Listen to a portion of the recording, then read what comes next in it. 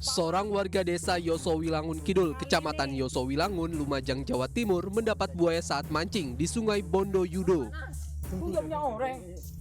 Buaya muara dengan panjang 2 meter ini tersangkut kail pancing warga.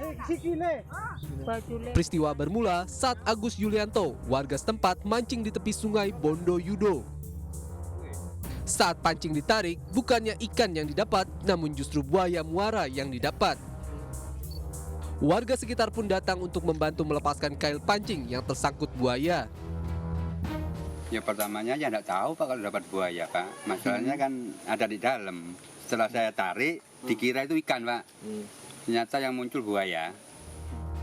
Sementara itu, untuk mengantisipasi hal-hal yang tidak diinginkan, petugas Babinsa setempat terus mengimbau warga yang mancing di lokasi tersebut untuk lebih berhati-hati. Petugas juga meminta BKSDA atau pihak terkait lainnya dapat menangkap buaya yang kerap muncul di Sungai Bondo Yudo karena tempat itu bukan habitat asli buaya. Ini memang habitatnya atau bukan, Pak? Bukan habitat sebetulnya. Kalau yang kemarin itu dari bawah itu Pak, dari selatan muara itu, kemungkinan apa bertelur apa gimana itu terus berkembang biak, mungkin mengalir ke arah utara ini juga bisa. Warga berharap buaya-buaya tersebut dapat segera dipindahkan ke habitat aslinya lantaran Sungai Bondo Yudo menjadi akses utama nelayan saat pergi ke laut. Dari Lumajang, Jawa Timur, Yaya Nugroho, iNews melaporkan. Pemirsa, seekor sapi jatuh ke dalam sumur saat digembala di Agam, Sumatera Barat. Petugas damkar diterjunkan ke lokasi untuk mengevakuasi sapi.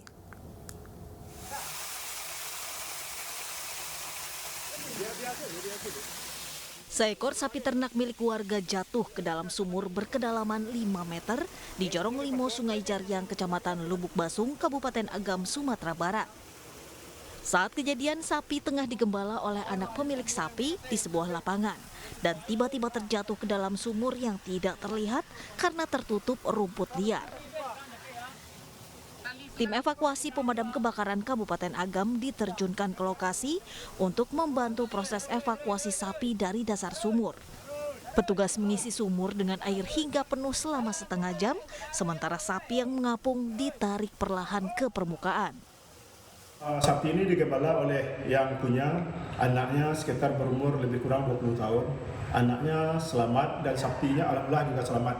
Lebih kurang jaraknya sekitar 50 meter dari jalan, dan armada kita tidak bisa masuk ke lokasi.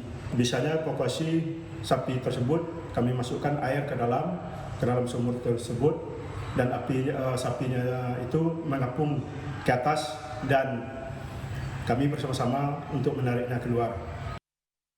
Setelah upaya evakuasi selama hampir 1 jam, petugas berhasil mengeluarkan sapi dari dalam sumur. Pemilik ternak yang sempat masuk sumur dan sapi ternaknya berhasil dikeluarkan dalam kondisi selamat. Dari Kabupaten Agam, Sumatera Barat, Wahyu Sikumbang, iNews melaporkan. Puluhan ibu-ibu Majelis Taklim ngamuk dan menyerang kantor Polres Seram bagian Timur Maluku. Mereka menuntut polisi transparan dalam proses hukum kasus pemerkosaan oleh 6 remaja terhadap siswi SMP.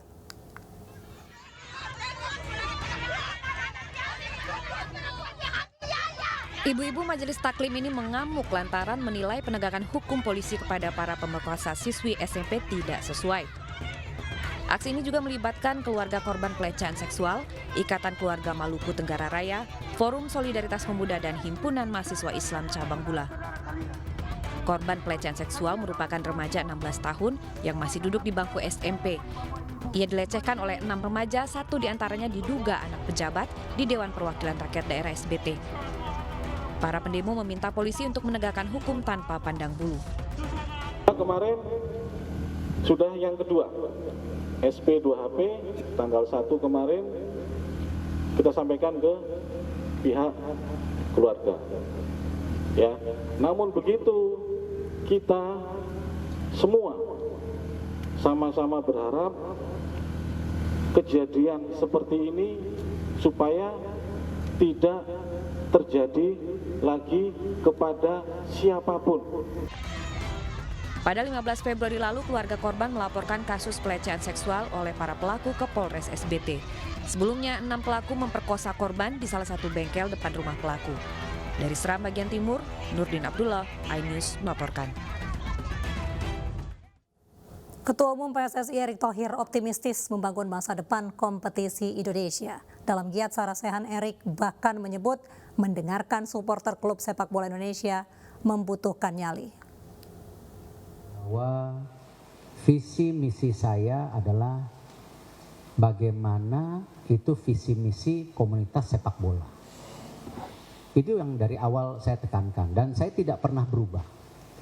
Kenapa saya bertemu para supporter untuk mendengarkan apa yang diharapkan para supporter. Karena itu salah satunya kita akan mencanangkan yang namanya Jambore supporter.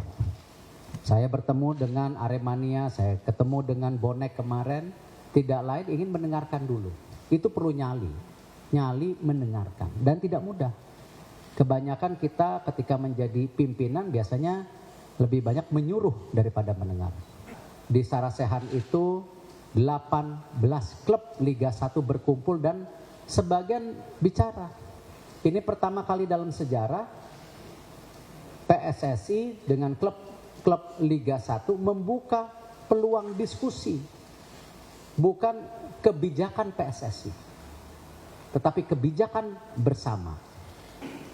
Klub Liga 2, Liga 1 berani melangkah. Dan saya sebagai ketua PSSI berani menerima. Apa? Keputusan Liga 2 dan Liga 1 secara terpisah akan membentuk manajemen liga sendiri-sendiri. Ini terobosan Liga 1 sendiri, Liga 2 sendiri. Yang tadinya Liga 2 di bawah ketek Liga 1, LIB-nya. Ini pertama kali nanti 2. Pemirsa, Mandalika Racing Series mengaspal di ajang WSBK setelah Asian Talent Cup tidak lagi berlaga karena naik kelas ke MotoGP. Kelas ini jadi peluang gali potensi bagi pebalap lokal dan nasional bisa berlaga di ajang internasional.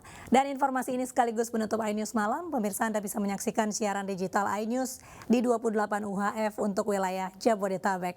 Saya Mirva Suri dan kerabat kerja yang bertugas undur diri. Terima kasih. Selamat malam. Sampai jumpa.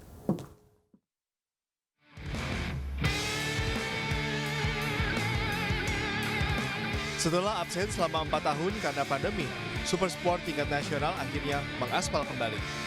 Ajang balap ini kembali digelar setelah melalui persiapan yang singkat, karena dalam ajang WSBK tahun ini, Asian Talent Cup tidak lagi digelar karena naik kelas ke ajang MotoGP. CEO Mandalika Grand Prix Association atau MGPA Prihadi Satria menuturkan pihaknya bersama tim MGPA dan beberapa brand motor melakukan pertemuan dan meminta mereka membentuk tim balap nasional dalam waktu singkat. Dari hasil konsolidasi itu, akhirnya beberapa pembalap bisa bergabung dalam Mandalika Sport Series dengan jumlah 13 pembalap dan langsung turun pada hari pertama race. Mandalika menjadi pusat sport tourism yang sudah diakui oleh dunia, yang memiliki keindahan yang tidak dimiliki sirkuit lain dan harus menjadi daya tarik yang akan bisa menyedot wisatawan pecinta balap motor dan otomotif. Sehingga potensi lokal juga harus terus digenjot supaya event di sirkuit terus-menerus digelar. Sementara itu, salah satu pembalap Mandalika Super Sport Series yang juga menjadi pembalap nasional yang pernah berlaga di WSSP menegaskan MGPA memberikan kesempatan dengan mengembangkan kelas balap nasional pada event internasional sehingga mereka bisa ikut balapan. Namun